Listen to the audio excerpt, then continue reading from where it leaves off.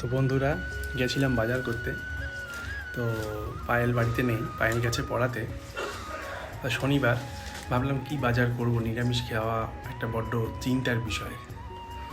তো বেশ চিন্তা ভাবনা করে চলে গেছিলাম বাজার করতে। এক ব্যাগ বাজার করে নিয়ে এসেছি। পায়েল জানে না কি এনেছি, ওর সাথে কোনো আলোচনা আমি করিনি, মন মতো বাজার করে নিয়ে এসেছি। তো কথা হচ্ছে, গেছিলাম একটুখানি একটা শপিং মলে। তো সেখান থেকে একটু মাশরুম এনেছি, আমি মাশরুম খেতে খুব ভালোবাসি। তো মাশরুমের 2 প্যাকেট নিয়ে এসেছি, ওখানে অফারে পাওয়া যায়, যার জন্য একটু সাশ্রয় হয়। এই 2টো ওয়েফার এনেছি, পায়েল খেতে খুবই ভালোবাসে, ওর জন্যই এগুলো বিশেষ করে আনা। 1 কিলো আলু, 1 কিলোর বেশি আছে, ওখানে রেঞ্জটা একটু কম। ওখানে তোমার গিয়ে বাজারে যেখানে 20 টাকা এরকম করে নেয়, 20-25, ওখানে 13 টাকা কিলো।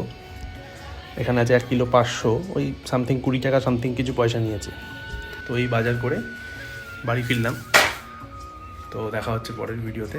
পায়েল আসুক, পড়িয়ে ওকে দেবো, তারপরে দেখা যাক রান্নাবান্না কীরকম হয়। টাটা।